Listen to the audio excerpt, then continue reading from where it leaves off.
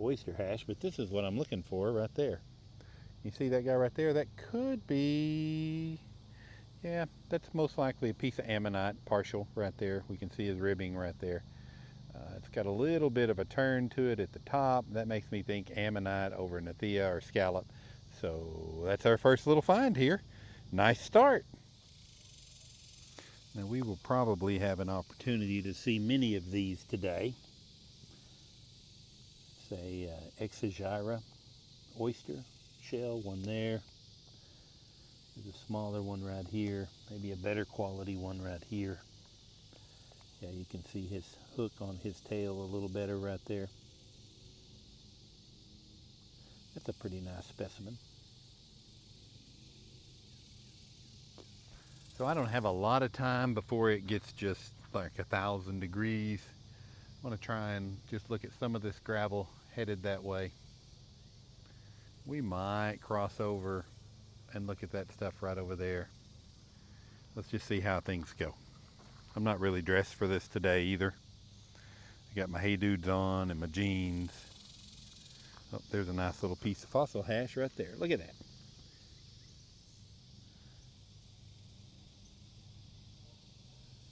That is going to be mostly oysters in there. Yep. This area that we're looking at today, this creek behind me, Shawnee Creek, that drains into the Red River right over there. Right, this cuts through the Cato. No, I'm on this side of the river. This cuts through the Duck Creek Formation right here, and so we have a good chance of finding some echinoids, some ammonites. Large ammonites are known to be found here by the Texoma Dam.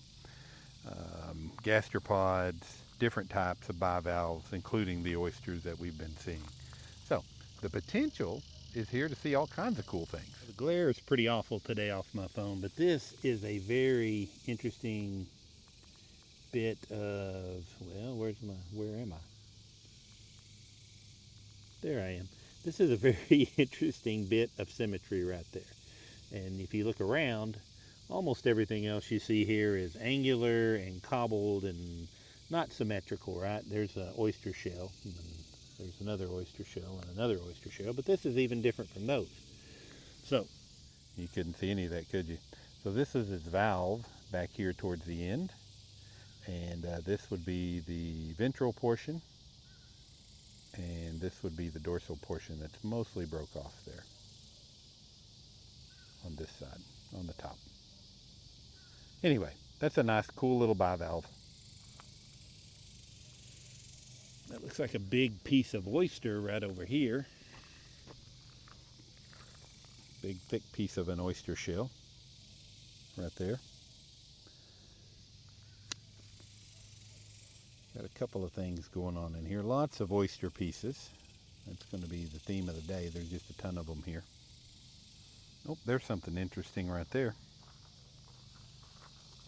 A couple of things, really. If I can get out of the sun, right? So this looks like a relief of an ammonite in there, right? And then there's a big piece of oyster hash right there next to it.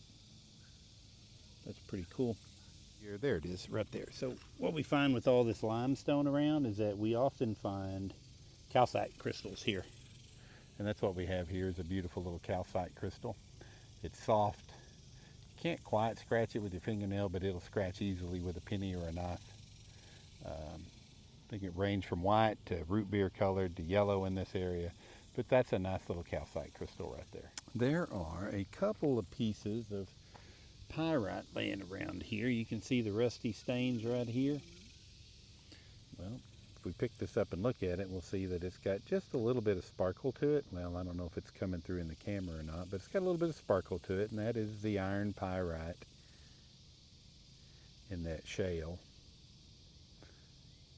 right there. And I saw another piece right back here. See it on top of this piece of limestone right there. A piece of pyrite right there. If I pick it up, it'll be all sparkly in there. There's no real cubic shape to that one, but that's what it is. Now if we look at this one, we'll see that it's got that kind of smooth finish to it. Now this is a piece of hematite, so Also iron based, right? But not oxidizing like this. That layer on there, the way it's bound up and that smooth finish keeps it locked in there. Got another piece, a larger one that's easier to see. Right? We have a couple things right here. There's another pretty nice oyster specimen right there. But what caught my eye is this little ammonite nugget right here. Check this guy out. So we can see he's got that characteristic curve. You can see the ridges. You really can't see his venter line up there, but we see those ridges right in there, and he's got pretty decent detail on the back too. That's a little ammonite partial. How cool is that? From the Duck Creek Formation here in North Texas, not far from the Denison Dam. These are kind of cool, right? So this is a big piece of quartzite. Now I don't see much just massive quartz here, but we do see quite a bit of quartzite. It's essentially a giant grain of sand. If we busted that open, it would have a sugary looking appearance in there because it is essentially just a whole bunch of tiny quartz crystals all smashed together. But they are beautiful, and they do tumble up nicely if you're thinking about using them for tumbling fodder. And this is the same stuff, it's just got a lot more iron in it, so we get a darker red color.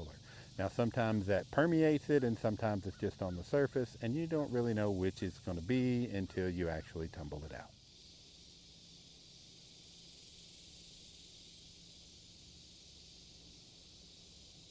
And there's some just wonderful specimens, like this guy right here. That's a very nice oyster specimen. He's kind of broke there on that end, but still. Lots of fossil hash, like this guy right here. Ooh, that's bigger than I thought it was going to be. And then we have it in a different colored matrix right here next to us. You can see those shells in there, mostly oyster shells. Just a note, a personal thing, I guess.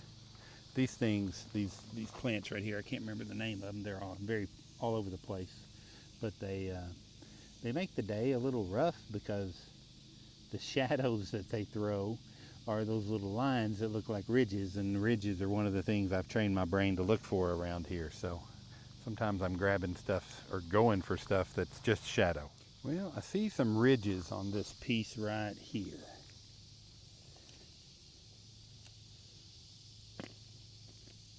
And the way they're shaped here makes me think that they're not an ammonite, but a bivalve.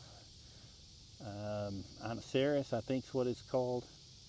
But it's essentially the ridges run this way back down to the valve instead of like this radially that you would see with a scallop. I also see something right over here, so it's got some ridges in it. Uh-oh. Now, this one's got a little bit of a curve to it, so I would say that's probably a little piece of an ammonite right there. My glasses are sliding down my head. There we go. Oh, that's a pretty interesting piece of hematite right there. Check this guy out.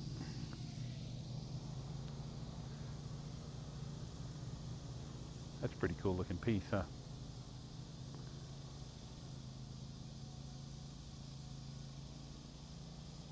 I was talking about a bivalve earlier, Inoceramus. I'm probably mispronouncing that, but we talked about kind of rainbow shaped lines on its shell, or right here is a good example of that.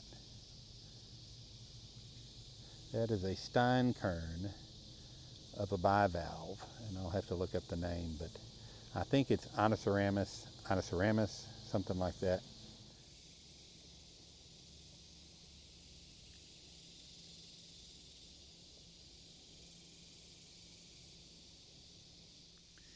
Here we have a little trace fossil of an ammonite right there.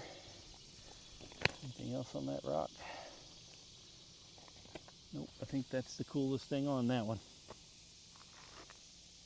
Well, no, that one's a little bigger oyster than what we've been seeing today.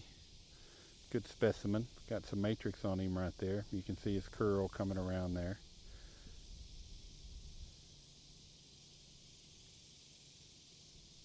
Now this, of course, is not a fossil. It's a modern mussel shell, but these are pretty cool when you find them, I think. I like I think most things in the natural world are pretty dang fascinating. Got a tiny little nugget hiding right there. See those radiating ridges right there? That is a little bitty piece of an ammonite. You can see the curve there, and you can kind of imagine where it would have continued there. We can see the ridges moving up there, and you can see them better on this side right here.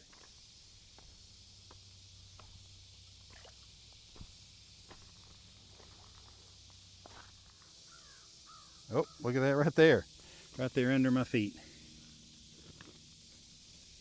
It's a nice little piece of an ammonite nugget. Almost half an ammonite right there. How cool is that? We can see right here he's got his inner whorl there. Big outer whorl right there. His ridges aren't real pronounced there. A little better pronounced on the inner whorl. Not much of a ridge line there. But that's definitely an ammonite partial. How cool. Well, I saw this from over there.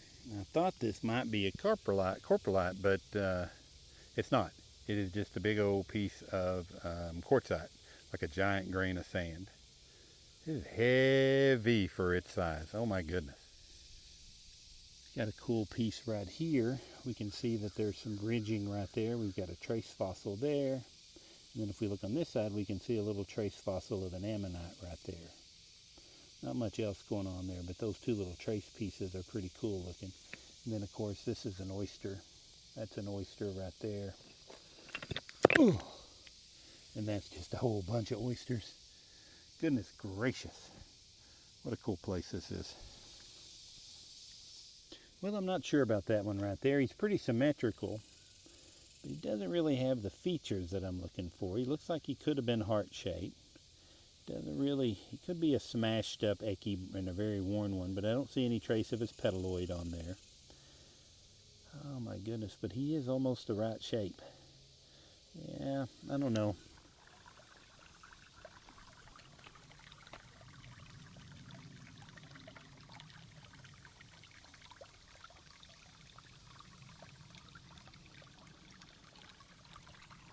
Another little trace fossil right there. We can just make out that imprint there. Not much going on there the rest of the way, but those are cool. And we got another little piece of an ammonite nugget here. See those ridges coming there in those grooves? Yep, that's one of his whorls right there, just a little nugget of it. That's just awesome to hold, you know, that kind of piece of history in your hand. Wonder what this looked like 100 million years ago when it was a warm, shallow sea with all these oysters and ammonites and gastropods and echinoids.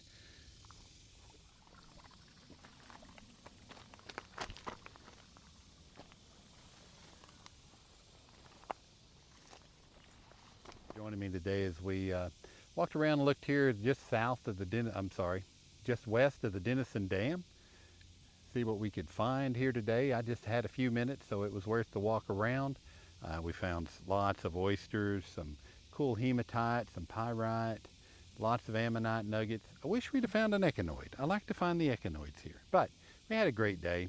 I genuinely appreciate the time you spent with me here today. I hope you got something out of it. If you did, hit that subscribe button and follow along on the next one. We'll see what the Earth's got to show us tomorrow. Be well.